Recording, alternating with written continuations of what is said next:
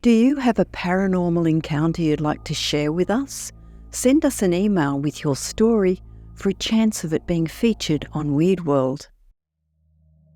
Adam Tapp grew up in northern Ontario, Canada, in a small town called Sault Ste. Marie. He was raised by his mother, who worked as an emergency room nurse. Adam's family background was a mix of Irish Catholic on his mother's side and Protestant on his father's side. As a child, Adam did not resonate with organised religion and found the traditions to be more based on geographical and cultural factors than any real truth. He saw conflicts between family members due to these religious differences. For example, his father was not allowed to attend Roman Catholic Mass because he was considered a heathen by the Catholic Church. At around age 14, Adam moved with his mother to Toronto and started getting into trouble all through his teen years. In an effort to help Adam realign his life, his mother suggested the idea of pursuing a career in the paramedic field. So in 2001, at the young age of 18, Adam entered a paramedic training program in Ontario.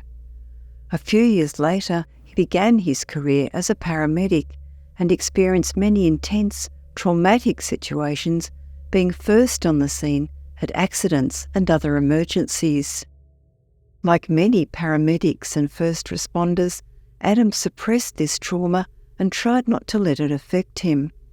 But over time, the daily stress, grief and pain witnessed on the job, he believes led him to have chronic daily back pain. Adam could hardly function or do his job anymore due to this.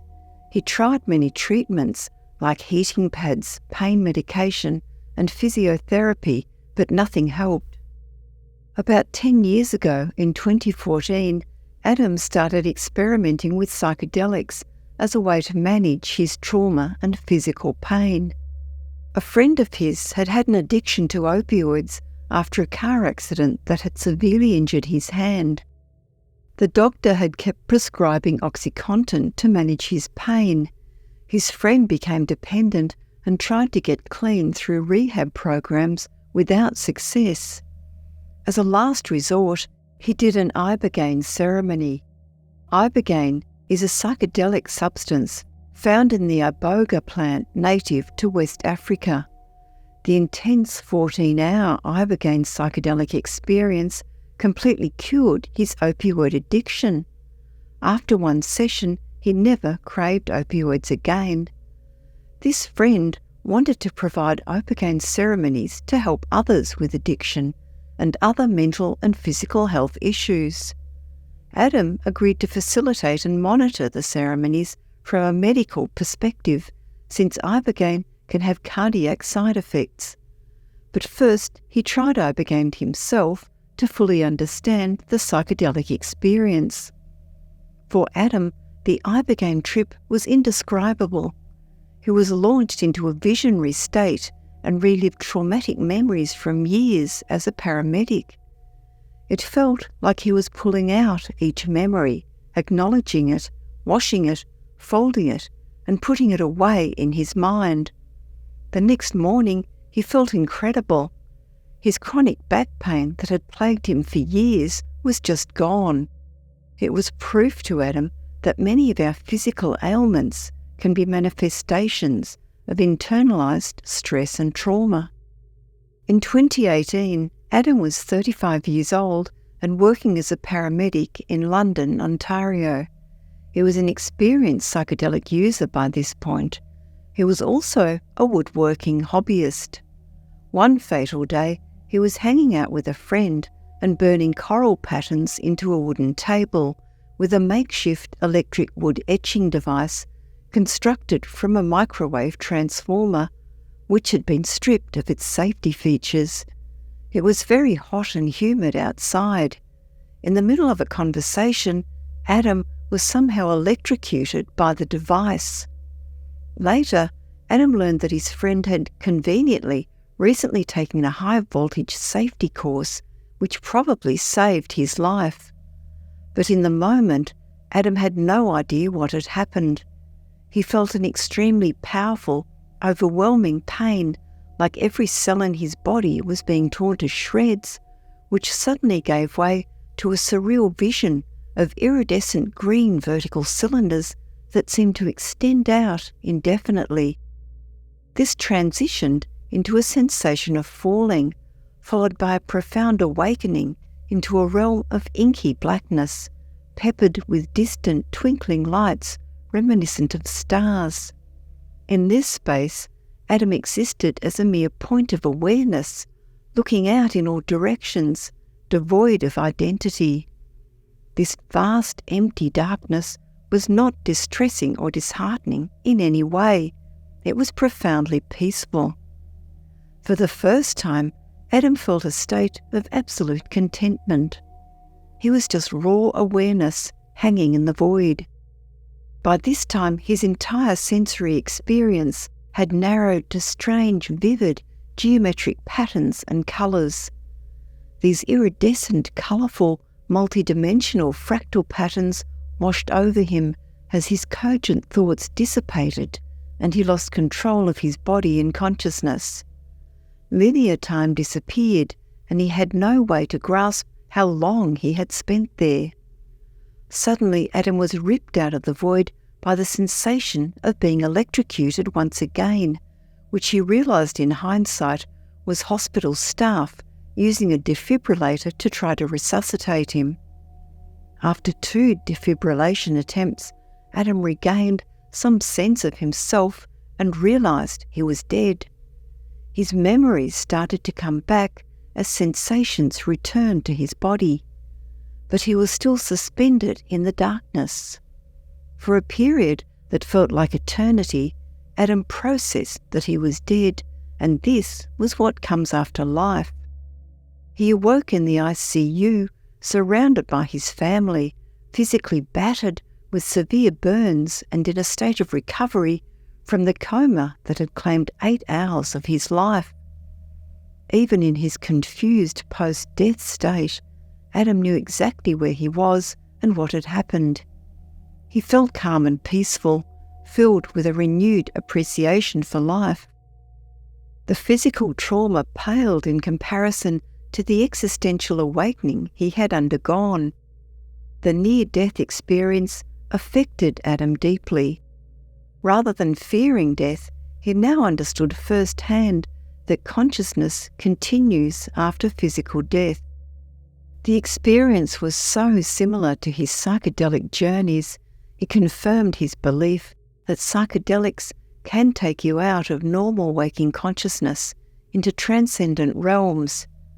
He saw the many parallels between his near-death experience and psychedelic experiences, suggesting a connection to the dimethyltryptamine produced naturally by the body, known to induce vivid dreams and potentially play a role in death.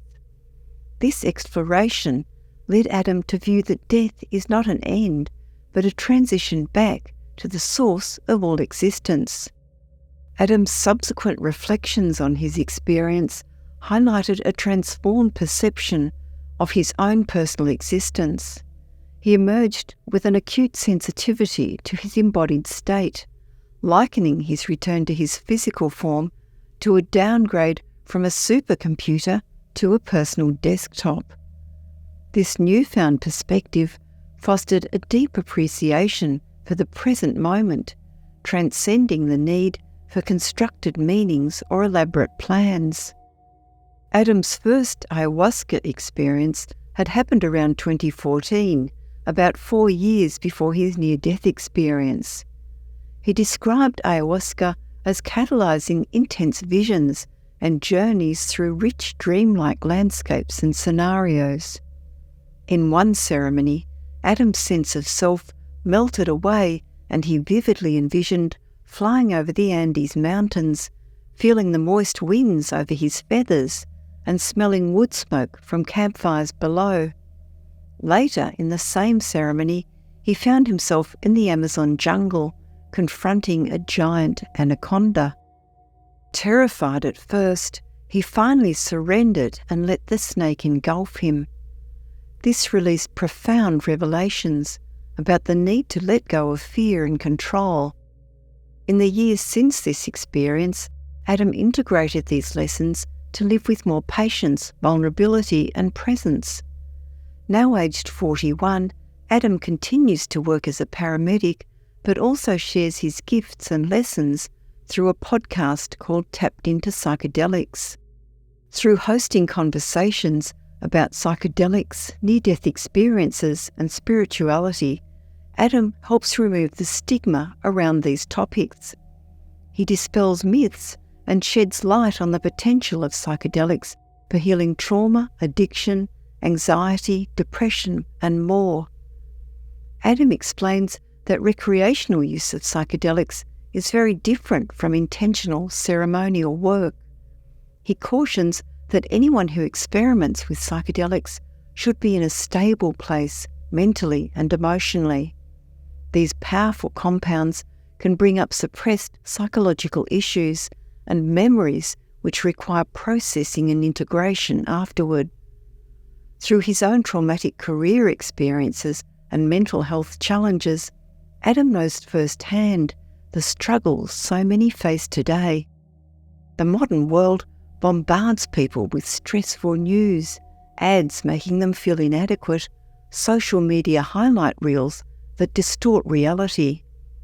No wonder there are widespread issues like depression, addiction and anxiety. Adam sees psychedelics as one way to hit reset on the patterns, conditioning and trauma that so many carry.